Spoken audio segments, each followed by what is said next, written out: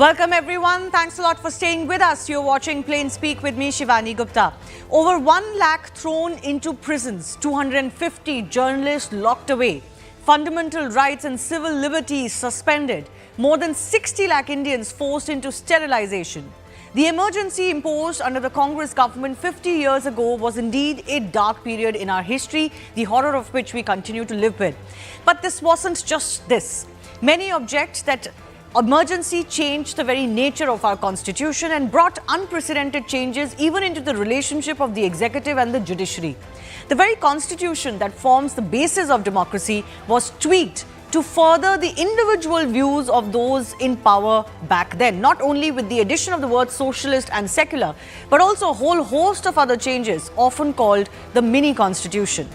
RSS General Secretary Dattatreya Hosabale has once again now reignited the debate of whether we as a country need to relook at the changes into the preamble. India was socialist and secular even before these words were added to the preamble during the emergency in an undemocratic fashion. So, what was really the need?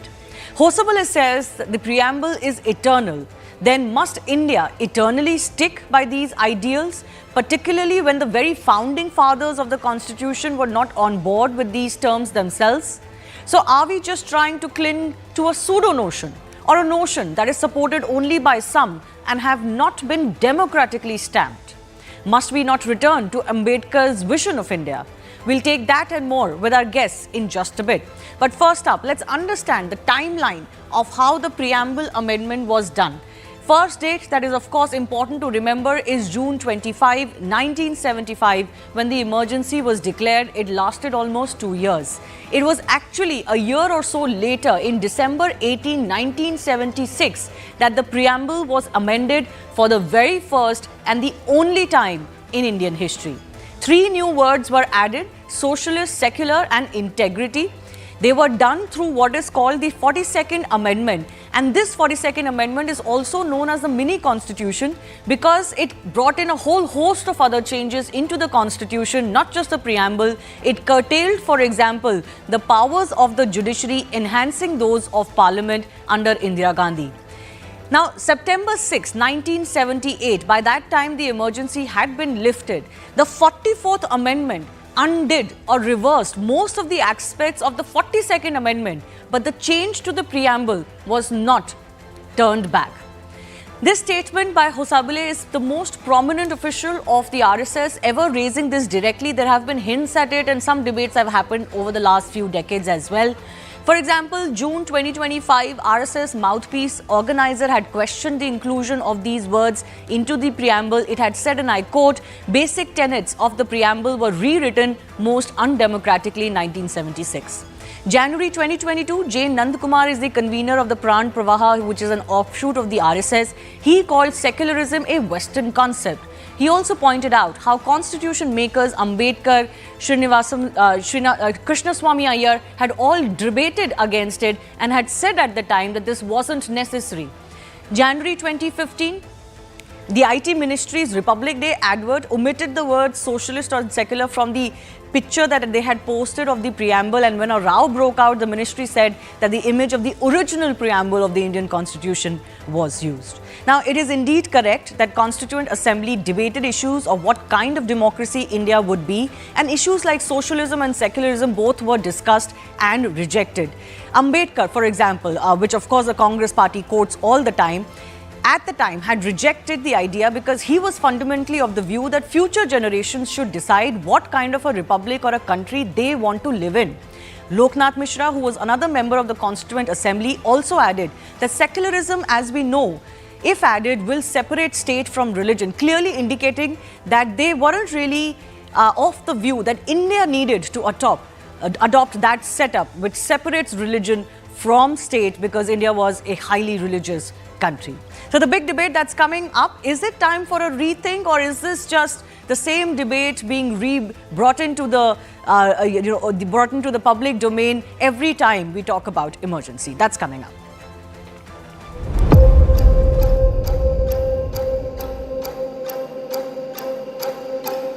Bharat के संविधान के प्रस्तावना में, preamble में 2 शब्द जुड़े गए। हम सब लोगों को मालूम है सेक्युलरिज्म और सोशलिज्म के वो प्रस्तावना में नहीं थे पहले।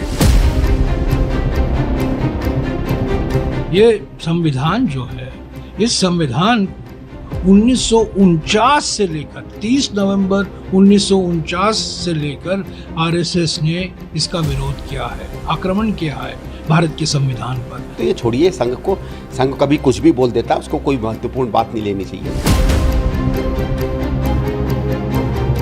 उन्होंने पढ़ा नहीं है। मैं उनको एडवाइस करूंगा कि कॉन्स्टिट्यूएंट असेंबली डिबेट को पढ़ें संजीदगी से। ये नागपुर से छपने वाले 15 पेज के से देश का ज्ञान नहीं होगा। नई जनरेशन को ये जानकारी होनी चाहिए कि संविधान की हत्या उस समय इंदिरा जी ने कैसे की। तो क्या वो रहनी चाहिए प्रस्तावना में, ये विचार होना चाहिए।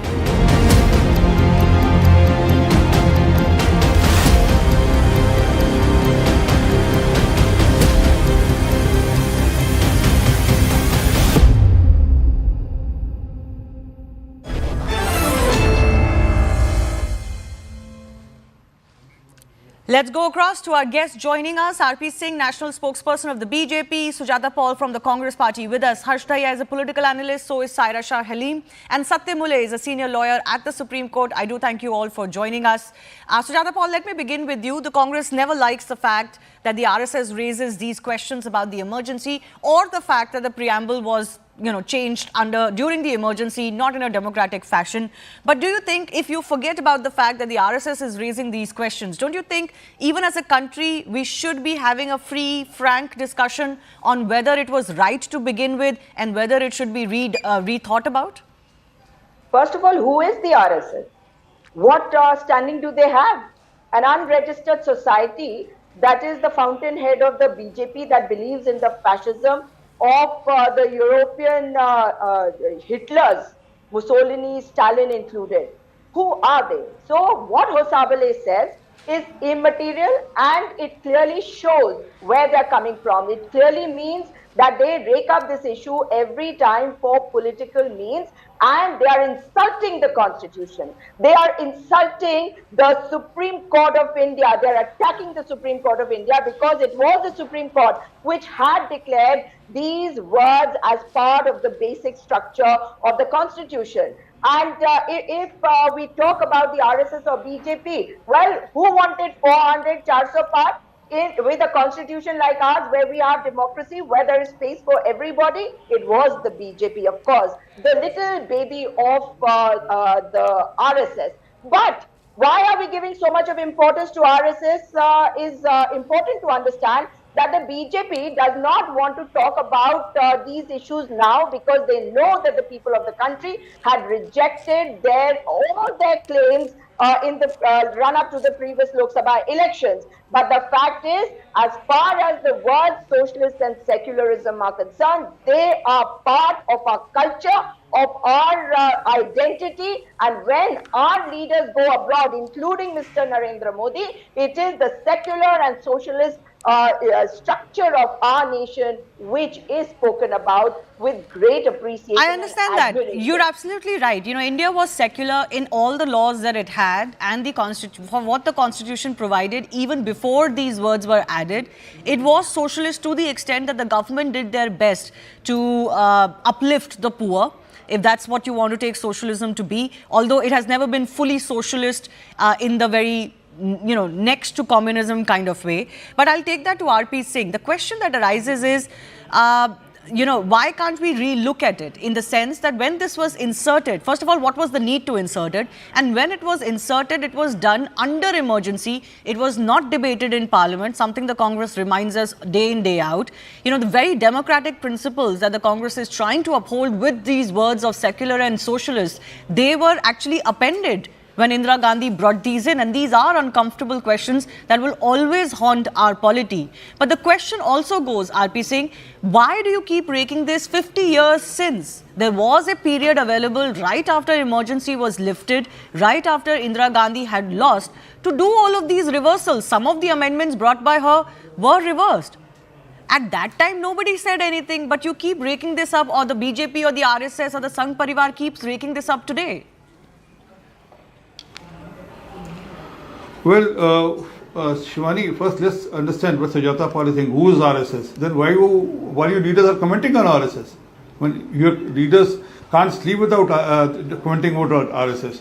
Mr. Rahul Gandhi is on record various times telling that there are infiltrators within Congress who are from RSS, and RSS are infiltrated my party, and RSS, there are people who are pro-RSS within the party. So, I mean, I'm shocked. She says, who's RSS? RSS is an organization which has given a ideological thought process to this country, the nationalist, the ideology to this country. But let's point aside, if she says that this was part of the constitution, then Sam Praduta is on record who said it was Nehruji who constituted the constitution, who framed the constitution. So then why did Pandit Nehru incorporate these words, the secularism and socialism? I mean, Pandit Nehru, if as per Congress party, if it was Pandit Nehru who constituted this or framed this constitution of India, then why did he did so? But look who's talking. Starting from 1949, when they brought in 370 in the against the wishes of the Constituent Assembly, the members of the Constituent Assembly, again they again tweaked with Section 19 of by 1951. Again in 1954, they brought in Waqf Act.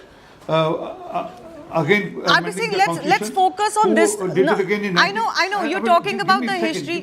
No, I know you're talking about the history of Congress bringing many amendments that changed the nature of the Constitution quite a bit. I get that, but let's focus on these two words. Why are we reminded again? Either you do it, either you float a proposal in Parliament to rethink on it.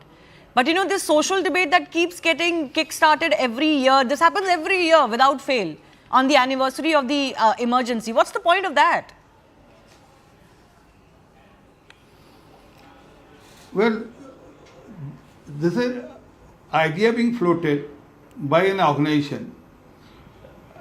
Let the nation debate on it, and in process of debate, whatever comes out, the nation will decide on it.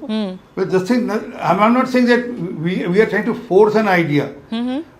Dattatreya is right, Hosabale Dattatreya is right when he says that these two words were not in part of the constitution. Had they been part of the constitution, then it would have been a separate thing. But since they were not part of the original constitution and they were being brought in later on, although in the Constitutional Assembly, Ambedkar at some given time, I was trying to read that also, at some given time he also said, why impose a way of life or socialism as way of life on the nation? Tomorrow there is something better which can lead the nation or society. Right. So we can think of that also. You're right about it. Did this stymie? And this country has been secular not because of the word. Yeah. This country has been secular not because of secular word. I mean, because this country is a nation which is majority of Hindus. That's why this country is secular and will stay secular forever. Yes, despite the scars of partition, and everybody knows what happened to Pakistan and then East Pakistan at that time, India was very firm that it was going to be a land inviting of all religions and not a theocratic republic. Saira Shah Halim, you know, the question needs to be asked, what was the need to do this? And to do this in a dictatorial fashion.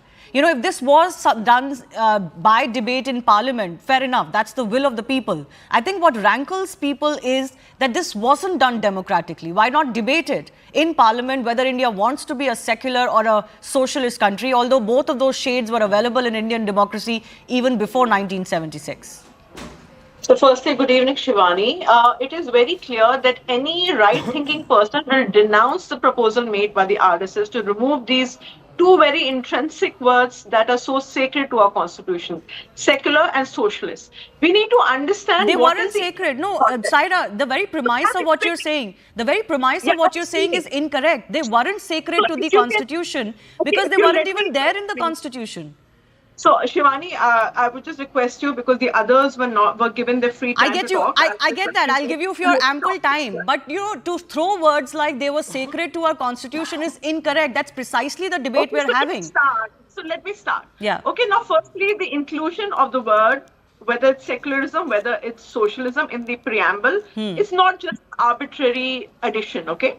It reflects the very core values of which our founding fathers of the constitution, our freedom fighters like Shahid Bhagat Singh and his various, other comrades and other leaders fought for, okay? Now here, if you look at, the height of hypocrisy, okay, with the RSS, they did not believe in the idea or the preamble, the words, and they never even fought for the freedom of India. Now, if you talk about the 42nd Amendment in 1976, you can debate about why those words were included in the 42nd Amendment. However, one cannot debate about the Supreme Court's ruling that yes, these concepts are integral to the basic foundation, basic core of our constitution. And this is not me. This is the Honorable Supreme Court that has time and time again upheld that India is again a socialist and secular democracy. And here the Honorable Supreme Court has quashed various petitions down the years that have tried to remove these two very intrinsic words. No, you're right. You're right about that. Socialist in the Indian context. Socialist in the Indian context. What does it mean?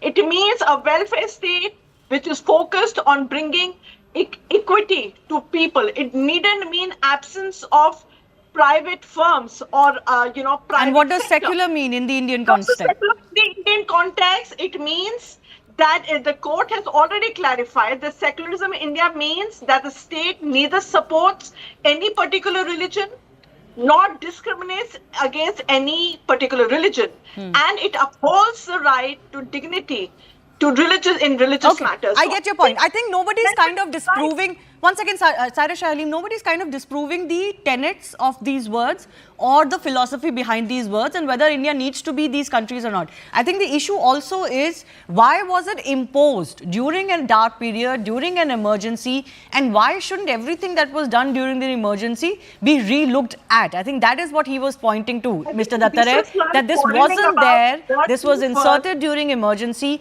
Can't we have a re-look? He's also, though, talking about the fact, Harsh Daya, I'm coming to you, is that the preamble is eternal. Why must India be bound by these words eternally? In other words, he's hinting to the fact that constitution, is a living document or should be a document that suits all future generations to the extent that it shouldn't bind India into any one form of idea or not. But Saira Shah Halim raises a very key issue, which is that Supreme Court has turned down these pleas in the past. So why bother about it, again and again? Shivani, there are 2-3 aspects to this whole debate. First, coming to the Supreme Court angle. Let me make it clear to our viewers that the Supreme Court's job is to interpret the Constitution and the preamble and the laws. But it is the democratically elected government's job to frame those laws. Supreme Court can only interpret it. And there are several instances where Supreme Court has gone back on its previous judgments. They have given new judgments where the judges differ from their previous judgments. So it is out there in the open that if the government wants to change the constitution today, let me give you a clear example. If the government in majority at that time, which had imposed emergency where all these fundamental rights were completely shattered, if they can add these alien words to a constitution, then the democratically elected government of today can remove these alien words from the constitution altogether. Second aspect to this debate is I would like to make it clear to the viewers that India is neither a socialist country, neither a secular country. If we were a socialist country, then we wouldn't have this capitalistic approach that we have in our markets today. We are a country that has adopted socialist policies to a certain extent while remaining capitalist at large. That is the biggest anomaly. And how is India secular? The division of United India in 1947 was based on religious lines. It was specifically based on Islamic lines. 2 Islamic nations were carved out of it. Then how can only one nation out of the 3 remain secular while the other two follow Islamic ideology. No, we chose to be Panth Nirpeksh. People Shivani, differ between Dharm Nirpeksh and Panth Nirpeksh. I'm not getting into that debate. But no. Let me put forward one more point. If we were truly secular, do you think India would have a Muslim personal law board? no, you're right. I was coming just to that. I was coming just to that. If we are secular, and these people who oppose uniform civil code tooth and nail, yeah, and they talk about themselves as the secularism. rakshaks No, of you're constitution. right about that. How can Not that just go hand in uniform. hand? Not just uniform civil code, you have Hindu temples under state control. That in itself is an affront to secularism. And when this happens only to one religion and not to others, and exclusivism or certain special contentions are carved out for quote-unquote minorities. By the way, the constitution doesn't talk about minorities either. That's also something that has come from jurisprudence. But anyways, specifically for the second largest majority, not even the minorities. But your point is right there, that we aren't secular. And it's not that secularism will flow only in one way. You want to be secular where state doesn't differentiate between religions. I'm not saying that it distinguishes itself. Then you need to be standing principally with all of those issues that you've brought up. And I'm afraid to say, I'll go to Sujata Paul in just a bit, Congress party opposes a lot of these principles that should be principles of secularism in totality in India. So do we take secularism when it suits us, and do we then close our eyes when it doesn't suit us? But Satya Mulay, I want to come to you. Do you think a change into the preamble and omission of the words socialist and secular are possible, or do you think they have become so enshrined in our quote-unquote basic doctrine that it would be legally challenged and never be able to legally uphold itself? Well, there are two ways to do it. One is through judiciary by challenging the inclusion of these words, by taking the grounds that it was done at the time of the black spot on the democracy of India, that is the emergency imposed by Indira Gandhi, and the other way is through legislature, that is Article 368. But yes, it can be done. It is not that it cannot be done, because if we have to rely on what judiciary, that is the apex court, has said, our Constitution of India is a living document.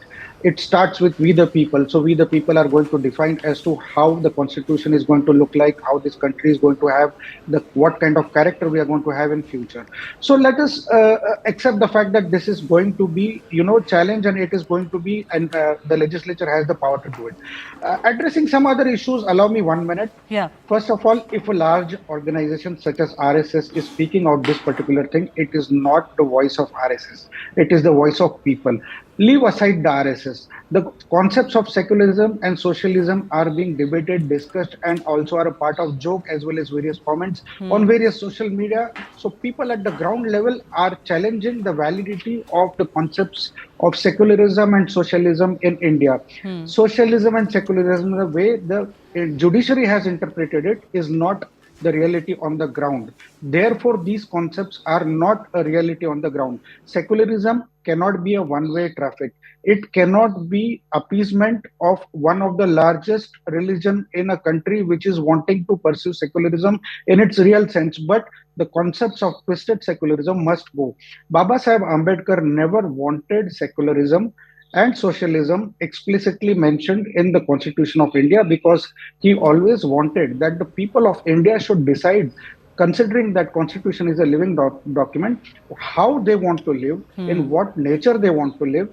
And at the same time, it was also considered that the Constitution will have its own Article 368, which will allow legislature to amend this kind of subjects.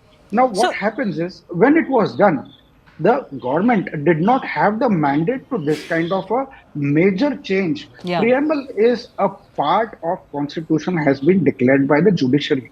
Such a major change to Constitution done at the time of emergency is one of the landmark black spot on the democracy of India. It's surprising to the extent that it is unacceptable when we start our preamble by we the people. Where was the will of the people when these changes were brought in? So even if we agree with the principles of secularism and socialism, I'm not saying you are saying that, but let's say even if we were to agree that yes, these are good principles, we can principally disagree in the manner in which it was inserted into the preamble. Yes, Sujata Paul. Yes, I think you have lawyers sitting here, and I'm appalled to see that they don't know about the judgment on 25th. In fact, the rejection of various petitions on 25th November 2024, Ma'am, I challenging cleared this that very point very well as amendment. well. I cleared that point as well. If You you don't were have to listening speak in between. carefully, I didn't we have speak in cleared between, that point. okay? Don't interject. I didn't speak in between. Okay, let's The calm fact down. is- Let's calm down. Yes. The fact Stop is being that so the agitated. Supreme Court uphold. Do you have to speak in between? Are you so nervous? Listen and then speak. The Supreme Court had upheld the word secular and socialist in the preamble to the Constitution on 25th November 2024. And I want to understand from Mr. R.P. Singh, not from any random person, but from Mr. R.P. Singh, but from the BJP, that do they agree to what Hosabale ji is saying? They have to answer that. Now, when you say that it happened during the emergency, there are so many times that this has been challenged. And if I'm talking about this latest one on 25th November 2024, the rejection of all those petitions, what are we trying to prove over here? Okay, And the can I fact ask is you a that when they question ask then? for- Yes, please. Yes, please. You're right. The Supreme Court hasn't really bought into this argument that these words need to be reversed. But would the Congress party object if the Parliament discussed it? After all, the floor of the House is the will of the people. Can the Parliament not look into it? Is that out of question completely? Shivani, that's what, this whole conspiracy is for the BJP to build a narrative, because you know what happened? The non-biological was brought down by the people of this country because they held the constitution supreme and sacred. And that is why they are now, because earlier, if you remember, during the run-up to the Lok Sabha elections, their leaders were saying that they're going to change the constitution. I get what you're saying, but that was taken in the context not so much of the preamble, but of reservations. Let them try it. I'm only saying the Congress party cannot be opposed to the idea that today's polity, today's people, today's parliament can rediscuss this issue. If they today want to remove it, certainly that discussion or debate should be allowed. Shivani, they've always had discussions of whatever they wanted, but they don't want to take a chance this time because they know that the people of the country will stand I get your point. and majority of the people have not voted for them. Okay, I get your point. Sujata Paul may have a point there. That RP Singh, RP Singh, BJP tries to kind of float these ideas, which are ideological issues. I can understand that, but you don't really have either the power right now or the force to really pull through some of those ideas. Shivani, 23rd April 1985, Shabano case, court gave an order. Who turned it back? It was Rajiv Gandhi. So because they wanted to appease a certain vote bank. So it was part of secularism. Was it accepting the verdict of the court?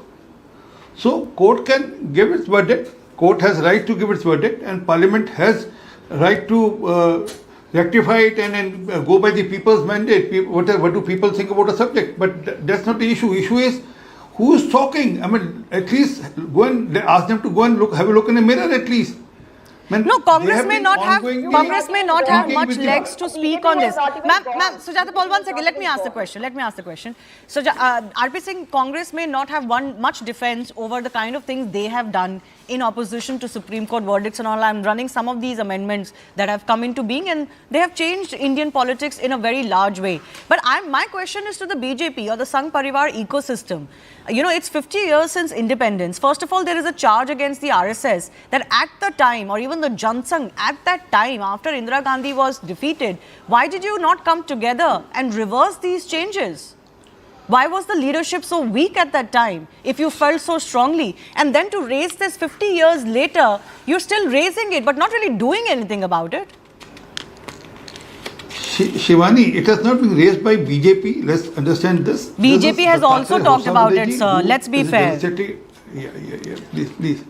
No, allow me to complete. Yes, go ahead. And then it has been raised on the occasion of 50 years of emergency. I mean, the black chapter in the Indian democracy. So, and then all those atrocities and all those amendments which were done during emergency without taking it to the parliament, without getting the amendment cleared by the parliament, is something similar to section 35A, which was imposed without even getting it through the process of parliament. So even this was in a similar fashion.